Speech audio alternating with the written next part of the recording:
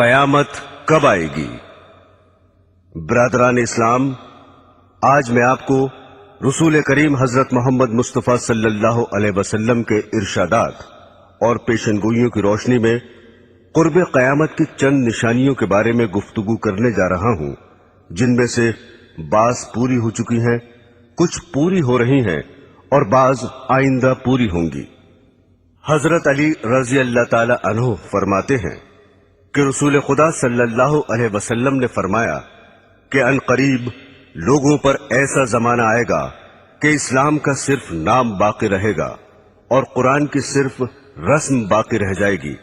ان کی مسجدیں نقش و نگار، ٹائل، برقی پنکھوں وغیرہ سے آباد ہوں گی اور ہدایت کے اعتبار سے ویران ہوں گی۔ ان کے علماء آسمان کے نیچے رہنے والوں میں سب سے زیادہ برے ہوں گے۔ ان علماء سے فتنے پیدا ہوں گے اور پھر ان میں واپس آ جائیں گے۔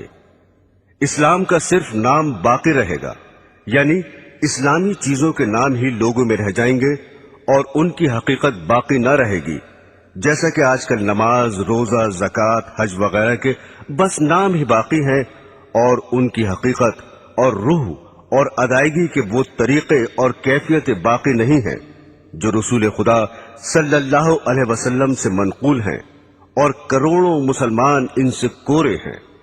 قرآن شریف صرف رسمن ہی پڑھا جاتا ہے، اس کے الفاظ اور خوش الہانی کا تو خیال ہے، مگر اس کے معنی پر غور کرنا اور اس کی منع کی ہوئی چیزوں سے بچنا تو مسلمان کے تصور میں بھی نہیں رہا۔ مسجدیں زیب و زینت سے خوب آراستہ ہیں، دلکش فرش، قیمتی غالیچے، دیدہ زیب فانوس، عمدہ عمدہ ہنڈے اور آرام و راحت کی چیزیں مسجدوں میں موجود ہیں، مگر ہدایت سے خالی ہیں۔ مسجدوں میں دنیا کی باتیں، تانے، غیبتیں بے دھڑک ہوتی ہیں، اور امام و مؤذن تو مسجدوں کو گھر ہی سمجھتے ہیں۔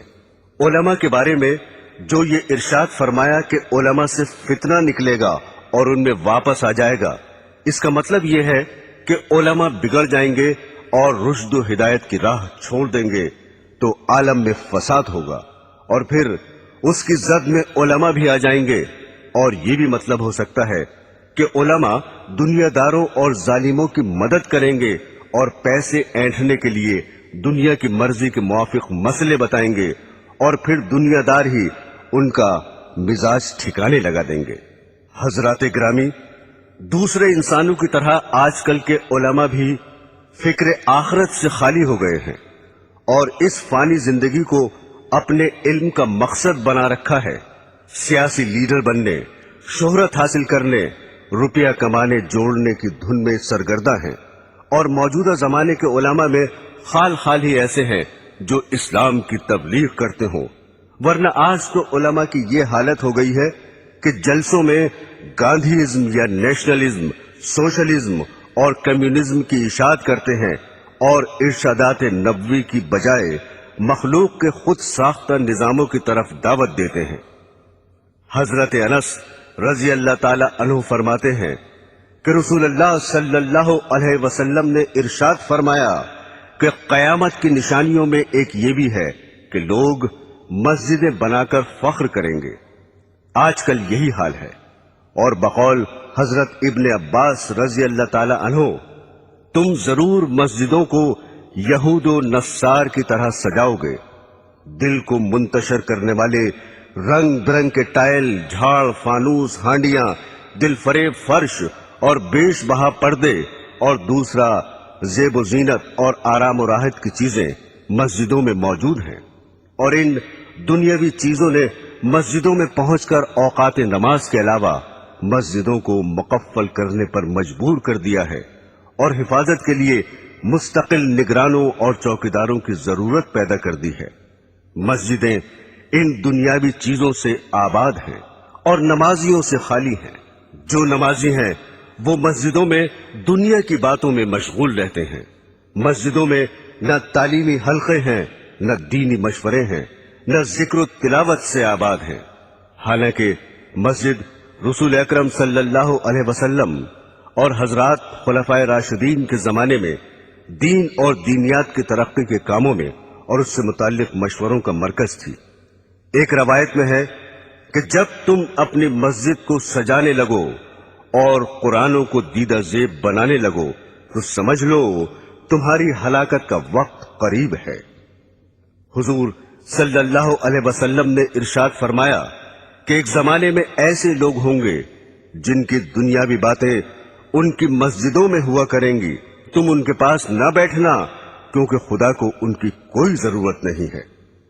حضرت انس رضی اللہ تعالی عنہ فرماتے ہیں کہ رسول خدا صلی اللہ علیہ وسلم نے ارشاد فرمایا کہ لوگوں پر ایک ایسا زمانہ آئے گا کہ دین پر جمنے والا ان میں ایسا ہوگا جیسے ہاتھ میں چنگاری پکڑنے والا ہو۔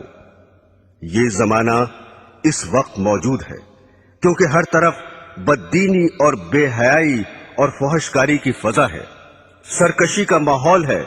اول تو دیندار رہے ہی نہیں، اور اگر کوئی دین پر عمل کرنا چاہتا ہے تو اہل ملک، اہل وطن، عزیز و اقربا آڑے آ جاتے ہیں۔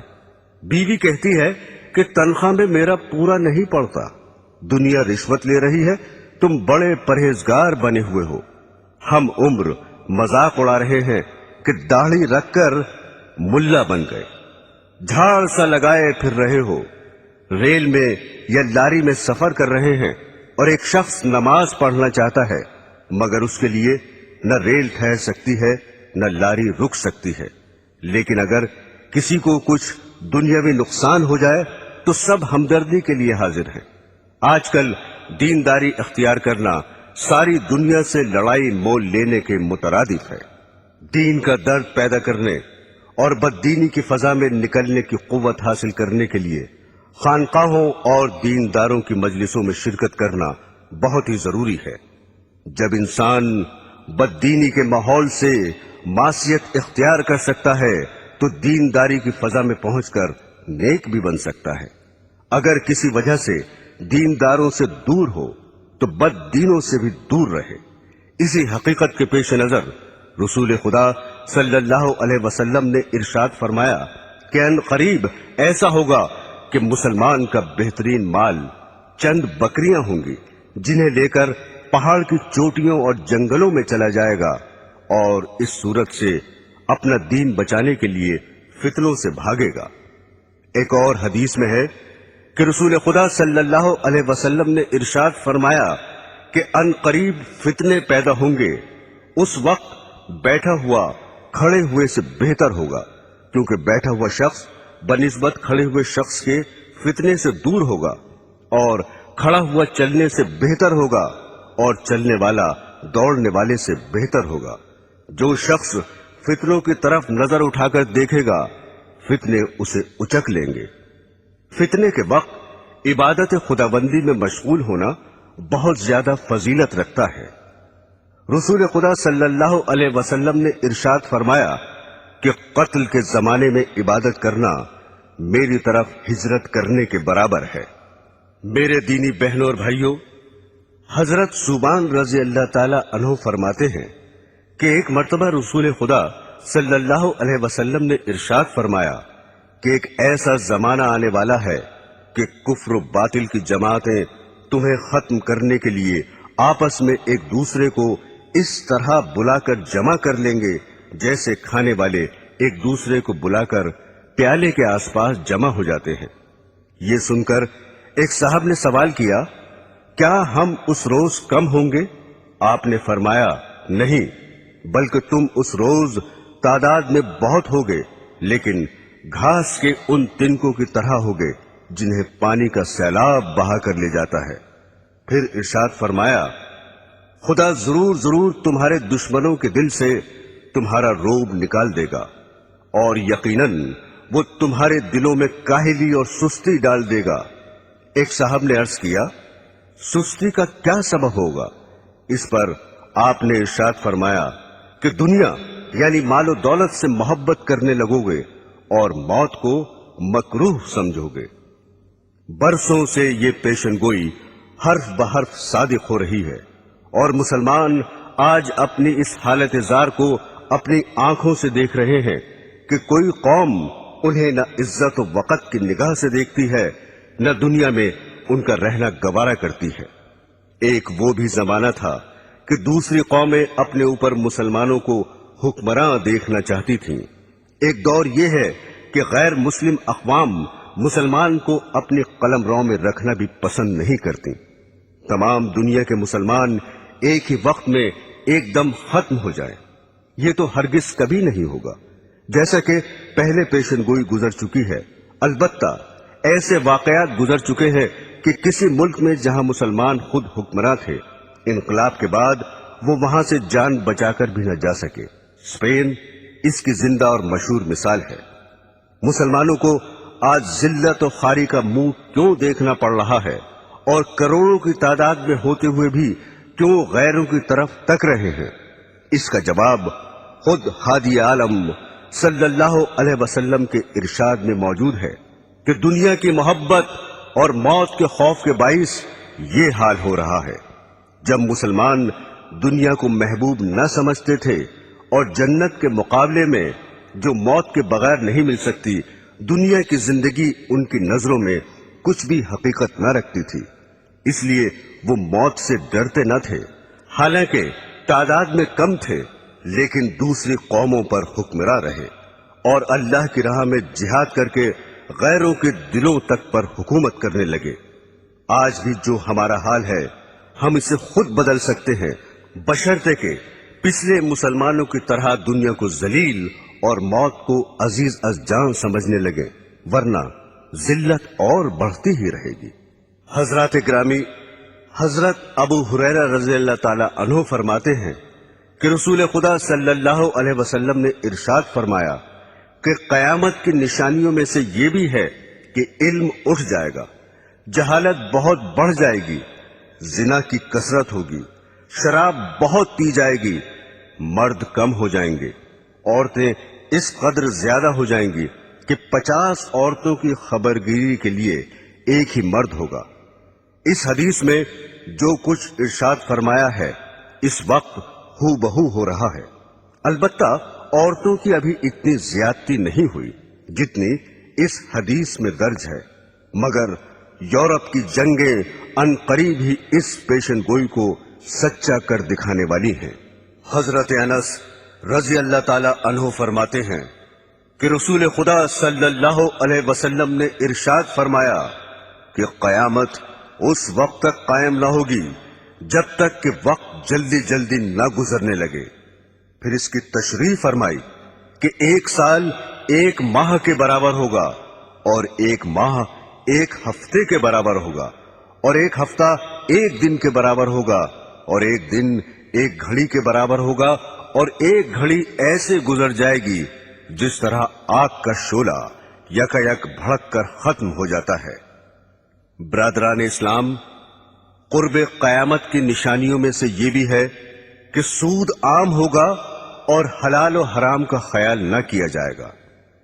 حضرت ابو ہریرہ رضی اللہ تعالی عنہ فرماتے ہیں کہ رسول خدا صلی اللہ علیہ وسلم نے ارشاد فرمایا کہ لوگوں پر ایک ایسا زمانہ آئے گا کہ انسان یہ پرواہ نہ کرے گا کہ اس نے حلال حاصل کیا یا حرام لیا۔ بعض لوگ کہہ دیتے ہیں آج کل حلال تو ملتا ہی نہیں، لیکن یہ سمجھنا کہ حلال آج کل ملتا ہی نہیں نفس کا دھوکہ ہے، کیونکہ حلال کا دھیان رکھنے کی وجہ سے انسان قیود و حدود میں بندھ جاتا ہے، اور بقول حضرت سفیان ثوری رحمت اللہ علیہ حلال میں فضول خرچی کی گنجائش نہیں ہوتی اور عیش و مستی کی زندگی گزارنے کا موقع نہیں ملتا، اس لیے نفس یہ تعویل سمجھاتا ہے کہ آج کل حلال تو ملتا ہی نہیں، لہذا حرام حلال کا خیال فضول ہے۔ لیکن جن بندوں کے دل میں خدا کا خوف ہے اور جنہوں نے سرور عالم صلی اللہ علیہ وسلم کا فرمان کہ جنت میں وہ گوشت داخل نہ ہوگا جو حرام سے بڑھا ہو، جو گوشت حرام سے بڑھا ہو دوزخ اس کی زیادہ مستحق ہوگی۔ اگرچہ حلال ان کو زیادہ نہیں ملتا اور حلال طلب کرنے والوں کی بسا اوقات دنیاوی ضرورتیں بھی رکی رہتی ہیں، لیکن آخرت کے بے پناہ عذاب سے بچنے کے لیے دنیا کی جلدی ختم ہو جانے والی تکلیفوں کا برداشت کرنا ہر عقل مند کے لیے ضروری اور لازمی ہے۔ یہاں یہ بات بھی قابل غور ہے کہ حلال ملنے کی دقت بھی تو خود ہماری ہی پیدا کرتا ہے۔ اگر تقوی اور پرہیزگاری کی طرف لوگوں کا رخ ہو جائے اور سب حلال کمانے کی فکر کرے تو جو مشکلات آج پیدا ہو رہی ہیں وہ کسب حال میں ہرگز پیش نہ آئیں۔ مگر حال یہ ہے کہ جو دیندار اور پرہیزگار سمجھے جاتے ہیں، برس ہا برس کے نمازی ہیں، وہ بھی کمانے کے سلسلے میں مفتی صاحب کی خدمت میں یہ معلوم کرنے کے لیے نہیں پہنچتے کہ میں یہ تجارت کرنا چاہتا ہوں یا فلاں محکمے میں مجھے ملازمت مل رہی ہے، یہ جائز ہے یا ناجائز۔ حالانکہ شریعت میں ہر محکمے اور ہر معاملے کے احکام موجود ہیں۔ حضرت موسیٰ علیہ السلام کی شریعت کے ساتھ یہود کا یہی معاملہ تھا کہ بعض پر عمل کرتے اور بعض کو پس پشت ڈال رکھا تھا۔ اس حقیقت کو خداوند قدوس نے یوں ارشاد فرمایا ہے، کیا خدا کی کتاب کے ایک حصے پر تمہارا ایمان ہے اور تم اسی کتاب کے کچھ حصوں کا انکار کرتے ہو؟ رسول اللہ صلی اللہ علیہ وسلم نے ارشاد فرمایا کہ لوگوں پر ضرور ایک ایسا دور آئے گا کہ کوئی شخص ایسا باقی نہ رہے جو سود کھانے والا نہ ہو، اور اگر سود بھی نہ کھائے گا تو اسے سود کا دھواں اور بعض روایات میں غبار پہنچ جائے گا۔ یہ پیشن گوئی بھی اس وقت صادق آ رہی ہے۔ بینکوں سے تعلق رکھنے والوں اور بینک کے ذریعے کاروبار چلانے والوں کو اور پھر ان سے شرکت یا ملازمت کے ذریعے روپیہ حاصل کرنے والوں کو شمار کر لو، پھر دیکھو کہ سود سے یا اس کے اثر سے کون بچ رہا ہے۔ برادران اسلام، حضرت ابو ہریرہ رضی اللہ تعالی عنہ فرماتے ہیں کہ رسول خدا صلی اللہ علیہ وسلم نے خدا کی قسم کھا کر ارشاد فرمایا کہ اس وقت تک دنیا ختم نہ ہوگی جب تک لوگوں پر ایسا دن نہ آ جائے گا کہ قاتل کو یہ علم نہ ہوگا کہ میں نے کیوں قتل کیا، اور مقتول یہ نہ جانے گا کہ میں کیوں قتل ہوا۔ کسی نے عرض کیا، ایسا کیوں ہوگا؟ ارشاد فرمایا، فتنوں کی وجہ سے قتل بہت ہی زیادہ ہوگا۔ پھر ارشاد فرمایا، ان فتنوں میں قتل کرنے والا اور قتل ہونے والا دونوں جہنم میں داخل ہوں گے۔ حضرات گرامی، قاتل کا دوستی ہونا تو ظاہر ہے کہ اس نے ناحق دوسرے کا خون کیا، اور مقتول کے دوستی ہونے کی وجہ دوسری حدیث میں یہ آئی ہے کہ چونکہ وہ بھی دوسرے کو قتل کرنے کی فکر میں لگا ہوا تھا اس لیے وہ بھی دوستی ہوگا۔ میرے عزیزوں، آج کل جس قدر قتل واقع ہو رہے ہیں عموماً ان کی وجہ فتنوں کے سوا کچھ نہیں ہوتی۔ قومی عصبیت اور فرقہ پرستی کے باعث ہزاروں جانیں ختم ہو جاتی ہیں، اور قاتل کو مقتول کی خبر نہیں ہوتی، نہ مقتول کو قاتل کا پتہ چلتا ہے۔ دوسرے فرقے کا جو شخص ہاتھ لگا ختم کر ڈالا۔ چند انسانوں کے نظریوں کی جنگ نے ایسے ایسے آلات جنگ تیار کر لیے ہیں کہ شہر کے شہر ذرا ہی دیر میں فنا کے گھاٹ اترتے چلے جاتے ہیں۔ پھر تعجب یہ ہے کہ ہر فریق یہ کہتا ہے کہ ہم امن چاہتے ہیں۔ برادران اسلام، حضرت عمر اور حضرت ابو ہریرہ رضی اللہ تعالی عنہما سے روایت ہے کہ رسول خدا صلی اللہ علیہ وسلم کی خدمت میں آ کر ایک صاحب نے دریافت کیا کہ قیامت کب آئے گی؟ آپ نے ارشاد فرمایا کہ میں اور تم اس معاملے میں برابر ہیں، یعنی اس کا جیسے تمہیں پتہ نہیں مجھے بھی علم نہیں۔ ان صاحب نے عرض کیا، تو اس کی نشانیاں ہی بتا دیجئے۔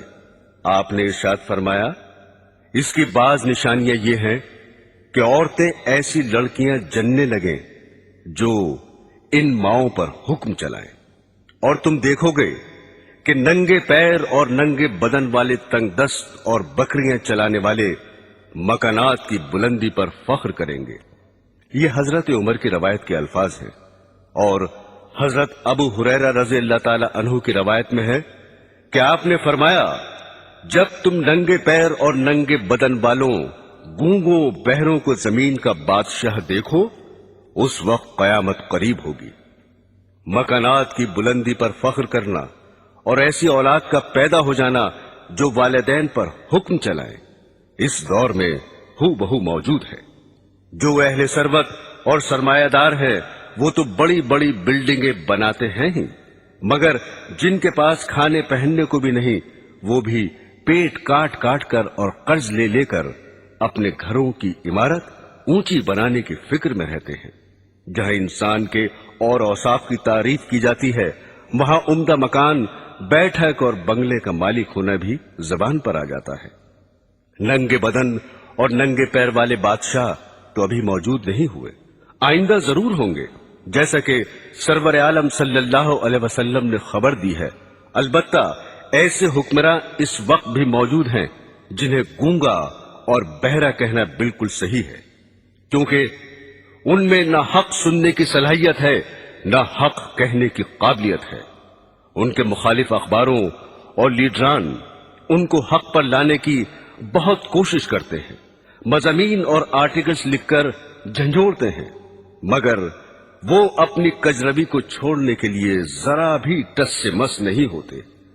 उनकी गोयाई का ये आलम है कि तकरीरों और बयानों में इस कदर साफ और सरी झूठ बोल जाते हैं कि अखबारात उनके झूठ की दाद देते देते थक जाते हैं और अवाम के दिलों से अपने हुक्मरानों की बात का एतमाद उठता चला जाता है।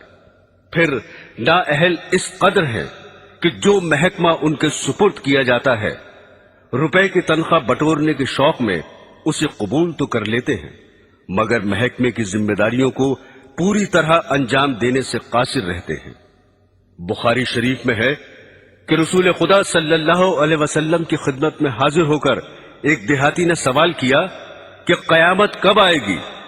आपने इरशाद फरमाया, जब अमानतदारी जाती रहे तो कयामत का इंतजार करना। साइल ने दोबारा दरियाफ्त किया कि अमानतदारी कैसे जाया होगी। इरशाद फरमाया, जब ओहदे नाअहलों के सुपुर्द कर दिए जाएं, जैसे सदारत, कयादत, हुकूमत, विजारत, तदरीस, अमामत, खिताबत वगैरह, तो कयामत का इंतजार करना। यानी जब ऐसा होगा तो अमानतदारी भी जाया कर दी जाएगी। इस इरशाद से मालूम हुआ कि नालायक हुक्मरानों के अलावा दूसरे ओहदों पर फायज होने वाले भी नाअहल होंगे। चुनाचे आजकल मौजूद हैं फासिक, बखील, बदकार और बद अखलाक लोग बड़े बड़े ओहदों पर फायज हैं। जो लोग मौजिज और अहले अक्ल समझे जाते हैं, दौलत और सरवत की वजह से उन्हें बड़ा आदमी कहा जाता है। उनके अफाल और किरदार बसा औकात अखबारों में शाया होते हैं, तो पता चलता है कि इस दौर के बड़ों की बदकारी किस दर्जा बढ़ी हुई है। और सैयद आलम सल्लल्लाहु अलैहि वसल्लम का इरशाद गिरामी, उस वक्त तक कयामत कायम न होगी जब तक दुनिया का सबसे ज्यादा हिस्सा ऐसे शख्स को ना मिल जाए जो खुद भी कमीना होगा और उसका बाप भी कमीना होगा। जल्द ही दुनिया पर सादिक आने वाला है। इस वक्त इंसानों में बुलंद अखलाक वाले इंसान बहुत ही कम है, और वो वक्त मौजूद है जिसका बुखारी शरीफ में जिक्र है कि रसूल खुदा सल्लल्लाहु अलैहि वसल्लम ने इरशाद फरमाया कि लोग यके बाद दीगरे खत्म होते जाएंगे और बेकार लोग रह जाएंगे, जैसे रद्दी, जौ या खजूर का कूड़ा रह जाता है। खुदा उनकी जरा परवाह न करेगा। फरमाया नबी करीम सल्लल्लाहु अलैहि वसल्लम ने कि मेरे रब ने मुझे तमाम जहानों के लिए रहमत और हादी बनाकर भेजा है, और मुझे हुक्म दिया है कि गाने बजाने का सामान और बुत और सलीब और जाहिलियत की चीजों को मिटा दो। हजरात ग्रामी, आजकल गाना बजाना जिंदगी का अहम जुज्म बना हुआ है, और अज़दवाजी जिंदगी का मेयार भी इस कदर बदल गया कि शौहर और बीवी के इंतखाब के लिए दीनदार और खुदा तरस होना नहीं देखा जाता, बल्कि मर्द नाज़नीन रक्कासा ढूंढता है और बीवी को हीरो दरकार होता है। मालो जर की हवस में شریف زادیاں خاندانی عزت کو خاک میں ملا کر سٹیج پر آ رہی ہیں۔ کمپنی کے ایجنٹ اور دلال بہلا پھسلا کر انہیں تباہ و برباد کرتے ہیں۔ ایک ایکٹریس اپنے حسن کے جنون میں ہر وہ حرکت کر گزرتی ہے جو نہیں کرنی چاہیے۔ جب پوسٹروں اور اخباروں میں اس کا تعارف کرایا جاتا ہے اور اس کے رقص کی تعریف کی جاتی ہے تو اس کا دل اور بڑھتا ہے اور بے حیائی کے اور زیادہ مراتب طے کرتی چلی جاتی ہے۔ ضرورت زمانہ کو دیکھ کر اب تو بعض اسکولوں میں بھی رقص کی باقاعدہ تعلیم دی جا رہی ہے۔ ریڈیو گھر گھر اچھی باتیں اور عمدہ اخلاق کی تعلیمات پہنچانے کا بہترین ذریعہ ہے، مگر اس میں بھی اچھی تقریریں کبھی کبھی ہوتی ہیں اور گانے ہر وقت ہوتے رہتے ہیں۔ افسوس کہ اس دور کے ذمہ دار انسان بھی اصلاحی پروگراموں کو لے کر آگے نہیں بڑھتے، اور مزید تعجب یہ ہے کہ جو اسلامی اسٹیٹ کہلاتی ہیں وہاں بھی گانے بجانے، عیش و آرام کے آلات، تھیٹر اور سنیما پر کوئی پابندی نہیں ہے۔ حضرت ابو ہریرہ رضی اللہ تعالی عنہ فرماتے ہیں کہ رسول خدا صلی اللہ علیہ وسلم نے ارشاد فرمایا کہ دوستیوں کے دو گروہ پیدا ہونے والے ہیں جنہیں میں نے نہیں دیکھا کیونکہ وہ ابھی پیدا نہیں ہوئے۔ پھر اس کی تشریح کرتے ہوئے فرمایا کہ ایک گروہ تو ایسا پیدا ہوگا جو بیلوں کی دموں کی طرح لمبے لمبے کوڑے لیے پھریں گے اور ان سے لوگوں کو مارا کریں گے، صبح شام اللہ کے غصے اور ناراضگی و لعنت میں پھرا کریں گے۔ دوسرا گروہ ایسی عورتوں کا پیدا ہوگا جو کپڑے پہنے ہوئے بھی ننگی ہی ہوں گی، غیر مردوں کو اپنی طرف مائل کریں گی اور خود بھی ان کی طرف مائل ہوں گی۔ ان کے سر اونٹوں کی جھکی ہوئی پشتوں کی طرح ہوں گے، نہ جنت میں داخل ہوں گی نہ جنت کی خوشبو سونگھیں گی، حالانکہ بلا شک و شبہ اس کی خوشبو اتنی دور سے آتی ہے۔ برادران اسلام، اس حدیث میں دو پیشن گوئیاں مذکور ہیں۔ ایک ظالم گروہ کے بارے میں ہے کہ کچھ لوگ کوڑے لیے پھریں گے اور لوگوں کو ان سے پیٹا کریں گے، یعنی اقتدار کے نشے میں ضعیفوں اور بے کسوں پر ظلم کریں گے اور بلا وجہ خواہ عام پبلک کو ستائیں گے۔ دوسری پیشن گوئی عورتوں کے حق میں ارشاد فرمائی ہے کہ آئندہ زمانے میں ایسی عورتیں موجود ہوں گی جو کپڑے پہنے ہوئے ہوں گی لیکن پھر بھی ننگی ہوں گی، یعنی اس قدر باریک کپڑے پہنیں گی کہ ان کے پہننے سے جسم چھپانے کا فائدہ حاصل نہ ہوگا، یا کپڑا باریک تو نہ ہوگا مگر چست ہونے اور بدن کی ساخت پر کس جانے کی وجہ سے اس کا پہننا اور نہ پہننا برابر ہوگا۔ اور آج کل تو چست ہونے کے ساتھ بدن کا ہم رنگ ہونا بھی داخل فیشن ہو چکا ہے۔ چنانچہ گندمی رنگ کے ایسے موزے داخل لباس ہو چکے ہیں جن کا پیر سے اوپر کا حصہ پنڈلی پر کھال کی طرح چپکا ہوا ہوتا ہے۔ بدن پر کپڑا ہونے اور اس کے باوجود بھی ننگا ہونے کی ایک صورت یہ بھی ہے کہ بدن پر صرف تھوڑا سا کپڑا ہو اور بدن کا بیشتر حصہ اور خصوصاً وہ اعضاء کھلے رہیں جن کو باحیا عورتیں غیر مردوں سے چھپایا کرتی ہیں، جیسا کہ یورپ اور ایشیا کے بعض شہروں میں ایسا لباس پہننے کا رواج ہے کہ صرف گھٹنوں تک قمیض ہوتی ہے، آستینیں مونڈھے سے صرف 2-4 انچ ہی بڑی ہوتی ہیں، پنڈلیاں بالکل ننگی ہوتی ہیں اور سر بھی دوپٹے سے خالی ہوتا ہے۔ پھر فرمایا کہ یہ عورتیں مردوں کو اپنی طرف مائل کریں گی اور خود ان کی طرف مائل ہوں گی، یعنی ننگا ہونے کا رواج مفلسی کی وجہ سے نہ ہوگا بلکہ ان کی نیت مردوں کو بدن دکھانا اور ان کا دل لبھانا مقصود ہوگا، اور لبھانے کا دوسرا طریقہ یہ اختیار کریں گی کہ اپنے سروں کو جو دوپٹوں سے خالی ہوں گے مٹکا کر چلیں گی، جس طرح اونٹ کی پشت کا بالائی حصہ تیز رفتار کے وقت زمین کی جانب جھکا رہتا ہے۔ اونٹ کی پشت سے تشبیہ دینے سے یہ بھی بتایا کہ بال پھلا پھلا کر اپنے سروں کو موٹا کریں گی۔ پھر فرمایا کہ ایسی عورتیں جنت میں داخل نہ ہوں گی بلکہ اس کی خوشبو تک نہ سونگھیں گی۔ شریعت اسلامیہ نے زناکاری سے بھی روکا ہے اور ایسی چیزوں سے بھی روکا ہے جو زنا کی طرف بلانے والی ہیں، حتیٰ کہ اس کو بھی زنا فرمایا ہے کہ کوئی عورت تیز خوشبو لگا کر مردوں پر اس لیے گزرے کہ مرد اس کی خوشبو سونگھ لیں۔ برادران اسلام، کسی حادثے اور واقعے کا قیامت کی علامتوں میں سے ہونے کا یہ مطلب نہیں کہ قیامت کے بالکل ہی قریب ہو، بلکہ مطلب یہ ہے کہ قیامت سے پہلے اس کا وجود میں آ جانا ضروری ہے۔ اس لیے آن حضرت صلی اللہ علیہ وسلم نے بہت سے حوادث و واقعات کے بارے میں یہ فرمایا کہ قیامت اس وقت تک قائم نہ ہوگی جب تک ایسا نہ ہو جائے۔ اب میں وہ حوادث و واقعات بیان کرتا ہوں جو عموماً قیامت کے قریب تر زمانے میں ظاہر ہوں گے۔ رسول خدا صلی اللہ علیہ وسلم نے فرمایا کہ عیسائیوں سے صلح کرو گے جو امن والی صلح ہوگی۔ تم اور عیسائی آپس میں مل کر ایک دوسری عیسائی جماعت سے جنگ کرو گے، اس جنگ میں تمہاری فتح ہوگی، مال غنیمت ہاتھ لگے گا اور صحیح سالم واپس آ کر بڑے بڑے ٹیلوں والے میدان میں ٹھہرو گے جہاں درخت بہت ہوں گے۔ بیٹھے بٹھائے ایک عیسائی صلیب کو ہاتھ میں اٹھائے گا اور کہے گا کہ صلیب کی برکت سے فتح ہوئی۔ یہ سن کر ایک مسلمان کو غصہ آ جائے گا اور اس سے صلیب چھین کر توڑ ڈالے گا۔ یہ حال دیکھ کر عیسائی صلح کو توڑ دیں گے اور مسلمانوں سے جنگ کرنے کے لیے جمع ہو جائیں گے۔ مسلمان بھی اپنے ہتھیار لے دوڑیں گے اور عیسائیوں سے جنگ کریں گے۔ اس جنگ میں مسلمانوں کا بادشاہ شہید ہو جائے گا اور دوسرے ملکوں کی طرح ملک شام میں بھی عیسائیوں کی حکومت ہو جائے گی، اور جس عیسائی جماعت سے مسلمانوں کے ساتھ مل کر پہلے جنگ کی تھی اس سے اب یہ عیسائی صلح کر لیں گے۔ اس جنگ میں جو مسلمان بچیں گے وہ مدینے میں چلے جائیں گے اور خیبر کے قریب تک عیسائیوں کی حکومت ہو جائے گی۔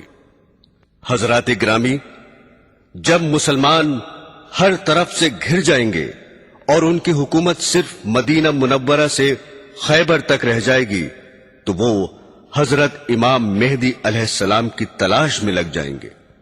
حضرت امام مہدی علیہ السلام اس وقت مدینے میں ہوں گے اور امامت کا بار اٹھانے سے بچنے کے لیے مکہ مکرمہ چلے جائیں گے۔ مکہ کے بعض باشندے انہیں پہچان لیں گے اور ان کے پاس آ کر مکان سے انہیں باہر لائیں گے اور ان سے زبردستی بیعت یعنی خلافت کر لیں گے، حالانکہ وہ دل سے نہ چاہتے ہوں گے۔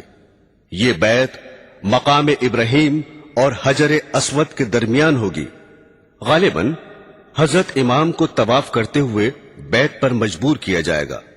جب حضرت امام مہدی علیہ السلام کی خلافت کی خبر مشہور ہوگی تو ملک شام سے ایک لشکر آپ سے جنگ کرنے کے لیے چلے گا اور آپ کے لشکر تک پہنچنے سے پہلے ہی مقام بیدا میں جو مکہ اور مدینہ کے درمیان ہے زمین میں دھنسا دیا جائے گا۔ اس واقعے کی خبر سن کر شام کے ابدال اور عراق کے پرہیزگار لوگ آپ کی خدمت میں پہنچ جائیں گے۔ آپ کے مقابلے کے لیے ایک قریشی نسل شخص قبیلہ بنی کلب کے مردوں کا ایک لشکر بھیجے گا۔ قبیلہ بنی کلب میں اس شخص کی ننیحال ہوگی۔ اس قبیلے سے حضرت مہدی علیہ السلام کا لشکر جنگ کرے گا اور غالب رہے گا۔ حضرت امام مہدی علیہ السلام کے ظہور کے بارے میں رسول اللہ صلی اللہ علیہ وسلم نے فرمایا کہ اس امت پر ایک زبردست مصیبت آئے گی اور انسان ظلم سے بچنے کے لیے کوئی پناہ کی جگہ نہ پائے گا۔ اس وقت خدا میری نسل اور میرے خاندان میں سے ایک شخص پیدا فرمائے گا اور اس کے ذریعے زمین کو عدل اور انصاف سے بھر دے گا، جس طرح کہ وہ اس سے پہلے ظلم اور زیادتی سے بھری ہوئی ہوگی، یعنی ان سے پہلے لوگوں میں عدل و انصاف نام کو نہ ہوگا، ہر جگہ ظلم ہی ظلم چھایا ہوگا، اور ان کے آنے پر ساری دنیا انصاف سے بھر جائے گی۔ پھر فرمایا کہ ان کے عدل سے آسمان والے اور زمین والے سب راضی ہوں گے، اور اس زمانے کی نیکیوں اور عدل و انصاف کا یہ نتیجہ ہوگا کہ آسمان ذرا سا پانی بھی برسائے بغیر نہ چھوڑے گا اور خوب موسلا دھار بارشیں ہوں گی، زمین بھی اپنے اندر سے تمام پھل پھول غلے اور ترکاریاں اگا دے گی، حتیٰ کہ اس قدر ارزانی اور غذاؤں کی بہتات ہوگی کہ زندہ لوگ مردوں کی تمنا کرنے لگیں گے کہ کاش ہمارے دوست احباب عزیز اور اقربا بھی زندہ ہو جاتے تو اس عیش اور خوشی کے زمانے کو دیکھ لیتے۔ حضرت امام مہدی علیہ السلام کے زمانے میں مال اس قدر کثیر ہوگا کہ ان سے اگر کوئی مال طلب کرے گا تو لپ بھر بھر کر اس کے کپڑے میں اتنا ڈال دیں گے جتنا وہ اٹھا کر لے جا سکے گا۔ ابو داؤد شریف کی ایک روایت میں ہے کہ مہدی علیہ السلام نبی اکرم صلی اللہ علیہ وسلم کے طریقے زندگی پر چلیں گے اور ان کے زمانے میں ساری زمین پر اسلام ہی اسلام ہوگا۔ حضرت مہدی علیہ السلام 7 برس حکومت کریں گے، پھر وفات پا جائیں گے اور مسلمان ان کی نماز جنازہ پڑھیں گے۔ برادران اسلام، حضرت مہدی علیہ السلام کو کفار سے کئی جنگیں کرنی پڑیں گی۔ حضرت مکہ سے چل کر مدینہ تشریف لے جائیں گے اور سید عالم صلی اللہ علیہ وسلم کی قبر اطہر کی زیارت کے بعد ملک کے شام کی طرف روانہ ہو جائیں گے۔ چلتے چلتے شہر دمشق تک ہی پہنچیں گے کہ دوسری طرف سے عیسائیوں کی فوج مقابلے میں آ جائے گی۔ اس فوج سے جنگ کرنے کے لیے حضرت مہدی علیہ السلام اپنے لشکر کو تیار کریں گے اور 3 دن جنگ کے بعد چوتھے روز مسلمانوں کو فتح ہوگی۔ اس لشکر کشی کا ذکر حدیث میں یوں آیا ہے: قیامت قائم ہونے سے پہلے ایسا ضرور ہوگا کہ نہ میراث یعنی میت کا ترکہ کی تقسیم ہوگی اور نہ مال غنیمت پر خوشی ہوگی۔ پھر اس کی تشریح کرتے ہوئے فرمایا کہ شام کے مسلمانوں سے جنگ کرنے کے لیے ایک زبردست دشمن جمع ہو کر آئے گا اور دشمن سے جنگ کرنے کے لیے مسلمان بھی جمع ہو جائیں گے اور اپنی فوج سے انتخاب کر کے ایک ایسی جماعت دشمن کے مقابلے میں بھیجیں گے جس سے یہ طے کرا لیں گے یا مر جائیں یا فتح یاب ہوں گے۔ چنانچہ دن بھر جنگ ہوگی، حتیٰ کہ جب رات ہو جائے گی تو لڑائی بند ہوگی اور ہر فریق میدان جنگ سے واپس ہو جائے گا، نہ اسے غلبہ ہوگا نہ وہ غالب ہوں گے، اور دونوں فریقوں کی فوج جو آج لڑی تھی لڑتے لڑتے ختم ہو جائے گی۔ دوسرے دن پھر مسلمان ایک ایسی جماعت کا انتخاب کر کے بھیجیں گے جس سے یہ طے کرا لیں گے کہ مرے بغیر یا فتح یاب ہوئے بغیر نہ ہٹیں گے۔ اس روز بھی دن بھر جنگ ہوگی، حتیٰ کہ رات دونوں فریق کے درمیان حائل ہو جائے گی اور کسی کو بھی فتح نہ ہوگی۔ یہ بھی بغیر غلبے کے واپس ہو جائیں گے اور وہ بھی، اور اس روز کی لڑنے والی بھی دونوں فریقوں کی فوج ختم ہو جائے گی۔ تیسرے دن پھر مسلمان ایک جماعت کا انتخاب کر کے میدان جنگ میں بھیجیں گے اور ان سے بھی یہی شرط لگائیں گے کہ مر جائیں گے یا غالب ہو کر ہٹیں گے۔ چنانچہ شام تک جنگ ہوگی اور ہر 2 فریق اس روز بھی برابر سرابر لوٹ آئیں گے، نہ یہ غالب ہوں گے نہ وہ، اور اس روز بھی جنگ کرنے والی جماعتیں ہر 2 طرف کی ختم ہو جائیں گی۔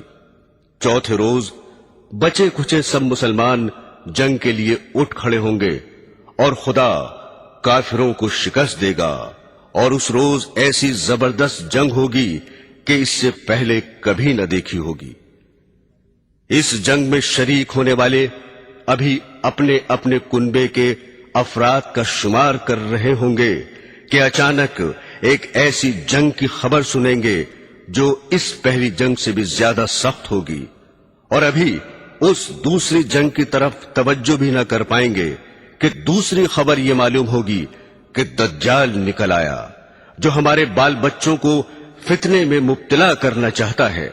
یہ سن کر اپنے ہاتھوں سے وہ مال اور دولت پھینک دیں گے جو ان کے پاس ہوگا اور اپنے گھروں کی طرف چل دیں گے۔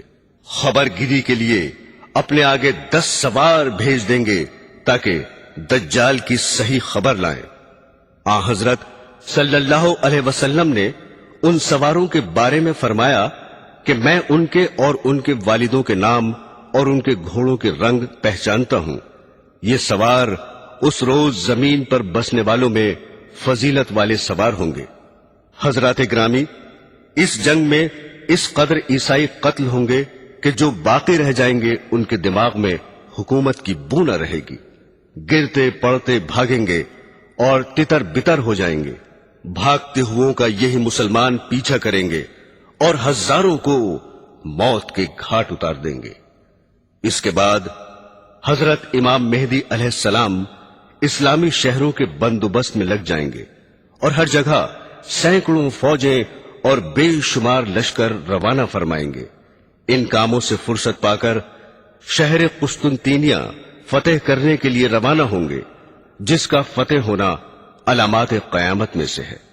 جب آپ دریائے روم کے کنارے پہنچیں گے تو بنو اسحاق کے 70,000 آدمیوں کو کشتی میں سوار کر کے شہر پر حملہ کرنے کا حکم دیں گے۔ حضرات گرامی، پوری روایت اس طرح ہے کہ رسول اللہ صلی اللہ علیہ وسلم نے ایک مرتبہ حضرات صحابہ رضی اللہ تعالی عنہ سے ارشاد فرمایا، کیا تم ایسے شہر کو جانتے ہو جس کی ایک جانب خشکی اور دوسری جانب سمندر ہے؟ صحابہ نے عرض کیا، جی ہاں جانتے ہیں۔ ارشاد فرمایا، اس وقت تک قیامت قائم نہ ہوگی جب تک بنو اسحاق کے 70,000 انسان اس شہر پر حملہ کر کے جنگ نہ کر لیں گے۔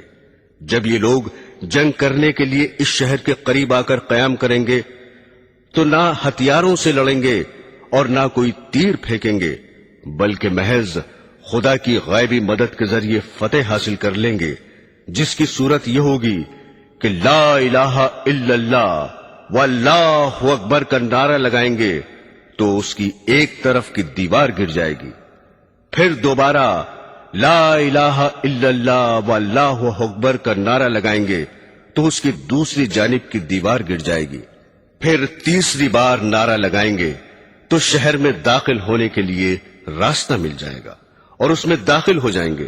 داخل ہو کر شہر کو فتح کر لیں گے اور مال غنیمت ہاتھ لگے گا۔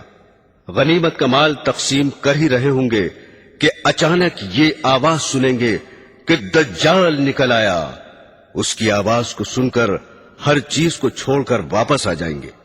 مسلم شریف کی دوسری روایت میں ہے کہ فتح قسطنطینیہ اور خروج دجال کا ذکر یوں ہے کہ آن حضرت صلی اللہ علیہ وسلم نے فرمایا کہ قیامت اس وقت تک قائم نہ ہوگی جب تک ایسا نہ ہو کہ روم والے عیسائی ایک جگہ قیام کریں گے اور ان سے جنگ کے لیے مدینے کا ایک لشکر نکلے گا جو اس وقت زمین پر بسنے والوں میں فضیلت والے ہوں گے۔ جب دونوں طرف سے فوجیں صف بنا کر کھڑی ہو جائیں گی تو عیسائی کہیں گے کہ ہمیں اور ان مسلمانوں کو چھوڑ دو جو ہمارے آدمیوں کو قید کر لائے ہیں۔ مسلمان جواب دیں گے کہ خدا کی قسم، ہم ایسا نہیں کریں گے کہ تمہارے اور اپنے بھائیوں کے درمیان کچھ نہ بولیں اور تمہیں ان سے لڑنے دیں۔ یہ کہہ کر عیسائیوں سے جنگ کریں گے اور اس جنگ میں مسلمانوں کا تہائی لشکر شکست کھا جائے گا، یعنی فوج کے تہائی آدمی جنگ سے بچ کر علیحدہ ہو جائیں گے اور خدا ان کی توبہ کبھی قبول نہ کرے گا، اور تہائی لشکر شہید ہو جائے گا جو اللہ کے نزدیک افضل الشہداء ہوں گے، اور تہائی لشکر عیسائیوں پر غلبہ پا کر فتح یاب ہوگا جو کبھی بھی فتنے میں نہ پڑیں گے، اور یہی تہائی لشکر قسطنطینیہ کو فتح کرے گا۔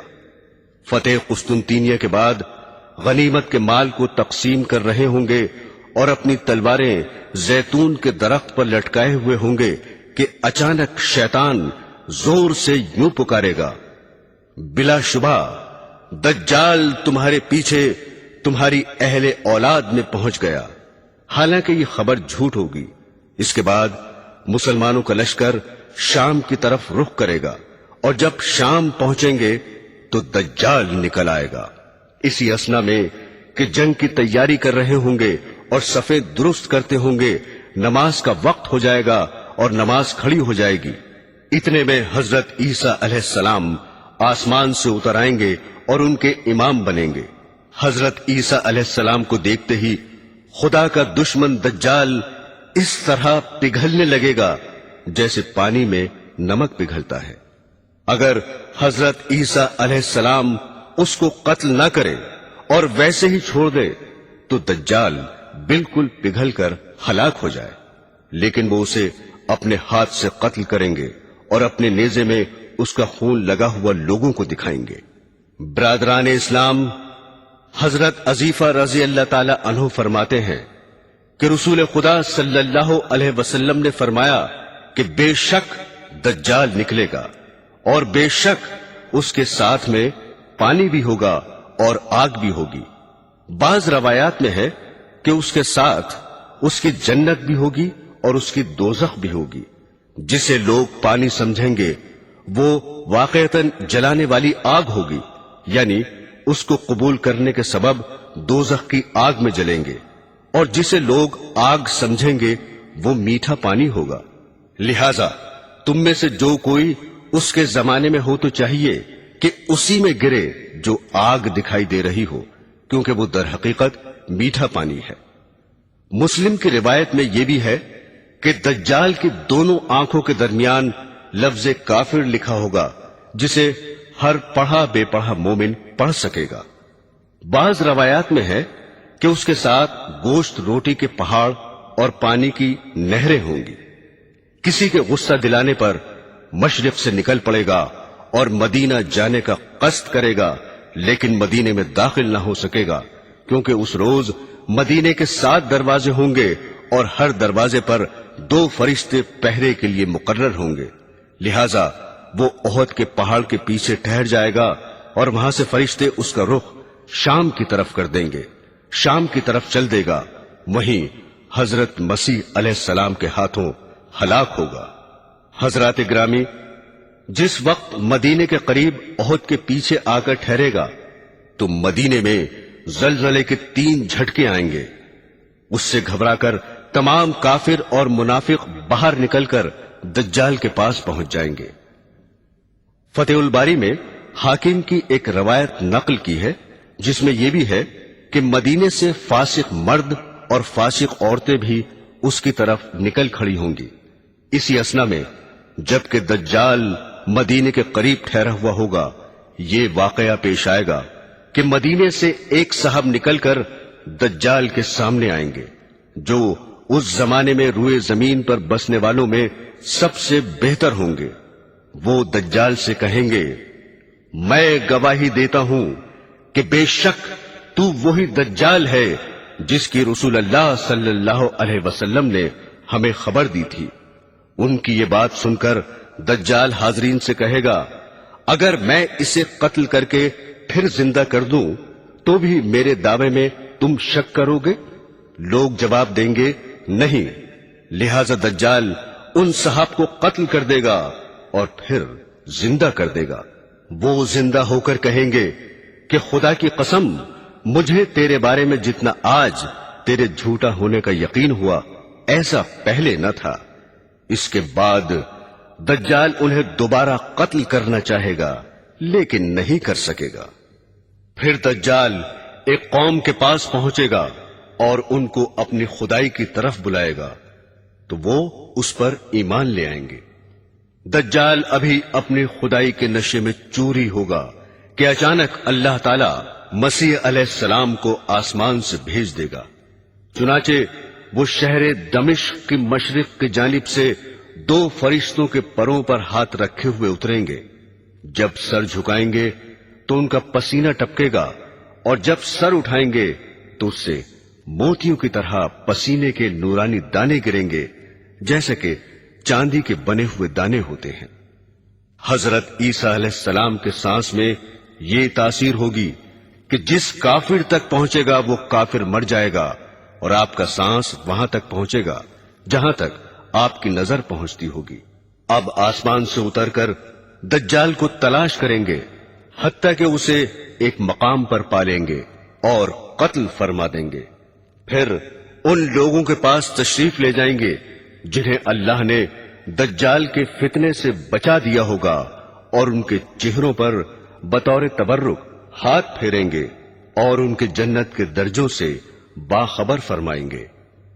حضرات گرامی، مسلم شریف میں دجال کے قتل ہو جانے اور حضرت عیسیٰ علیہ السلام کے لوگوں کے پاس پہنچ کر چہروں پر ہاتھ پھیرنے کے بعد یاجوج ماجوج کے نکلنے کا ذکر ہے، جس کی تفصیل اس طرح ہے کہ رسول اللہ صلی اللہ علیہ وسلم نے فرمایا کہ عیسیٰ علیہ السلام اسی حال میں یعنی قتل دجال کے بعد لوگوں سے ملنے جلنے میں ہوں گے کہ اللہ پاک کی ان کی طرف وحی آئے گی، بے شک میں اپنے ایسے بندوں کو نکالنے والا ہوں کہ کسی میں ان سے لڑنے کی طاقت نہیں ہے، لہذا تم میرے مومن بندوں کو طور پر لے جا کر محفوظ کر دو۔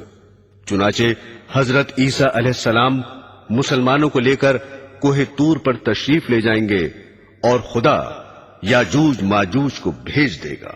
یاجوج ماجوج زمین میں شر و فساد مچا رہے ہوں گے اور اللہ کے نبی حضرت عیسیٰ علیہ السلام اپنے ساتھیوں کے ساتھ کوہ طور پر گھرے ہوئے ہوں گے۔ اللہ کے نبی عیسیٰ علیہ السلام اور ان کے ساتھی اللہ کی جناب میں گڑ گڑائیں گے اور یاجوج ماجوج کی ہلاکت کی دعا کریں گے۔ چنانچہ خدا یاجوج ماجوج پر بکریوں اور اونٹوں کی ناک میں نکلنے والی بیماری بھیج دے گا جو ان کی گردنوں سے نکل آئے گی اور وہ سب کے سب ایک ہی وقت میں مر جائیں گے۔ اس کے بعد حضرت عیسیٰ علیہ السلام اور آپ کے ساتھی آرام سے زمین پر رہنے لگیں گے اور خدا کا ان پر بڑا فضل و کرم ہوگا۔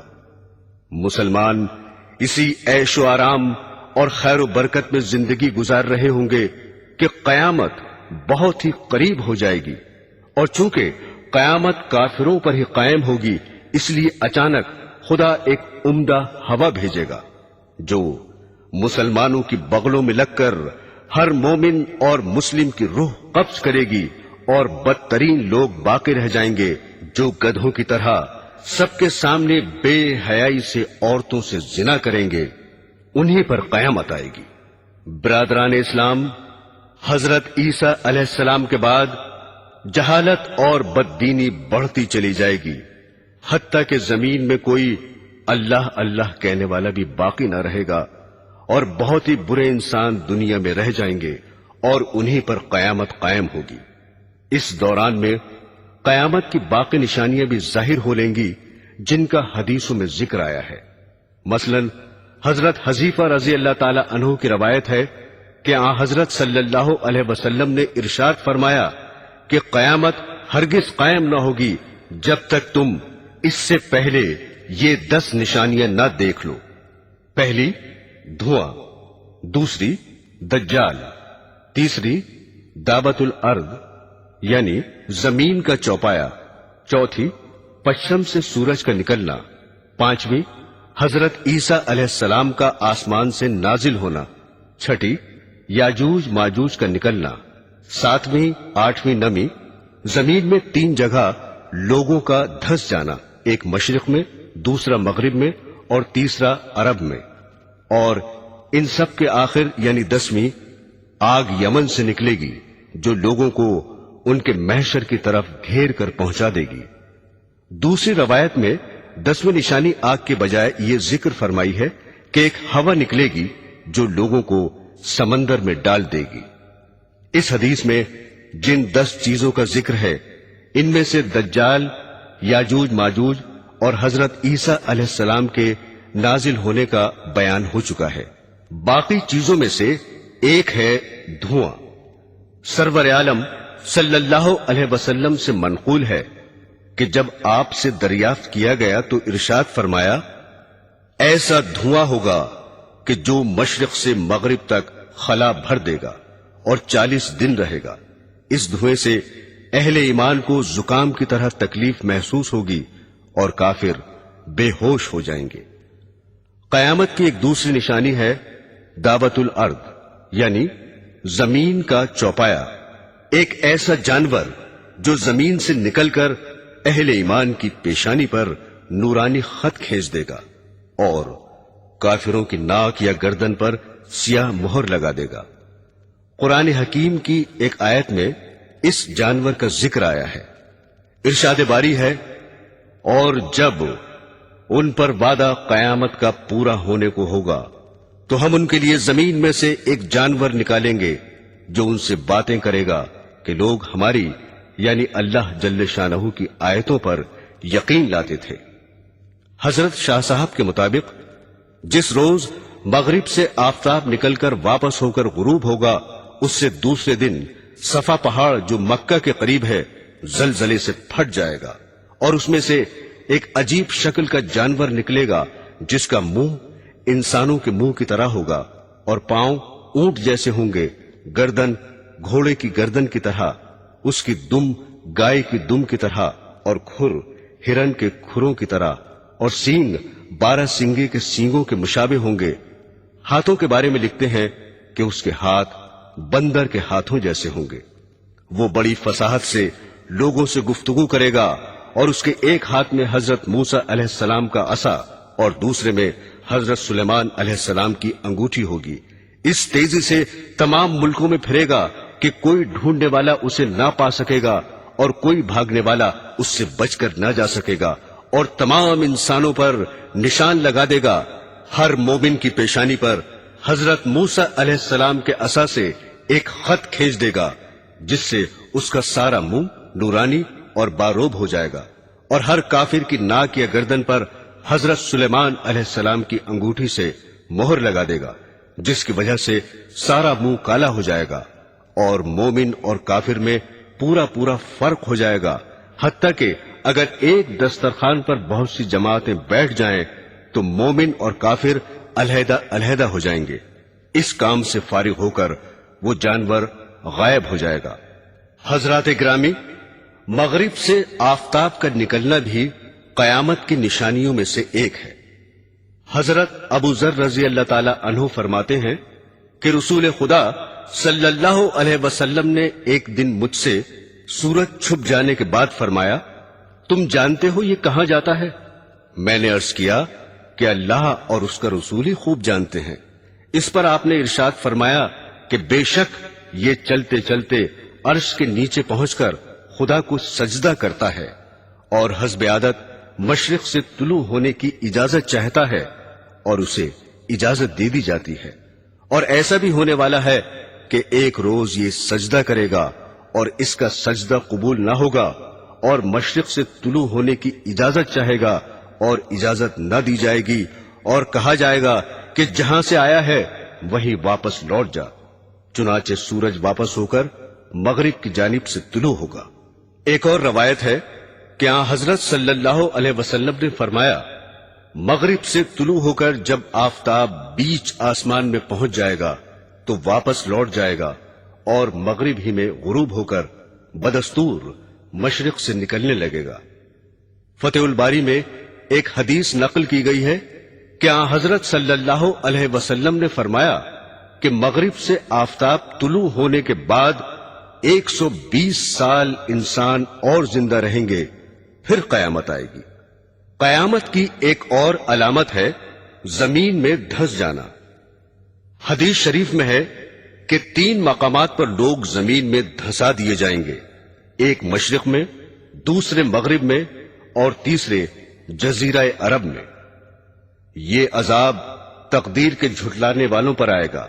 خود حدیث میں اس کی صاف تصریح بھی وارد ہوئی ہے، جو حضرت عبداللہ بن عمر رضی اللہ تعالی عنہ کی ہے کہ رسول اللہ صلی اللہ علیہ وسلم نے فرمایا کہ اس امت میں زمین میں دھس جانا اور صورتوں کا مسخ ہو جانا واقع ہوگا، اور یہ تقدیر کو جھٹلانے والوں میں ہوگا۔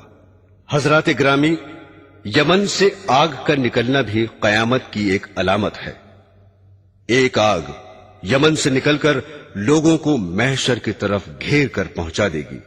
انہی دنوں جبکہ زمین پر کوئی اللہ اللہ کہنے والا نہ رہے گا، ملک شام میں امن ہوگا اور غلہ بھی سستا ہوگا، خواہ سوداگر ہوں، خواہ دستکار ہوں، خواہ سرمایہ دار، غرضے کے سب گھر کے اسباب لاد کر ملک شام کی طرف روانہ ہو جائیں گے، اور جو لوگ دوسرے ملکوں میں چلے گئے تھے وہ بھی ملک شام میں آ کر آباد ہو جائیں گے، اور تھوڑے ہی دنوں کے بعد ایک بہت بڑی آگ ظاہر ہوگی اور لوگوں کو کھدیڑتی ہوئی ملک شام پہنچا دے گی۔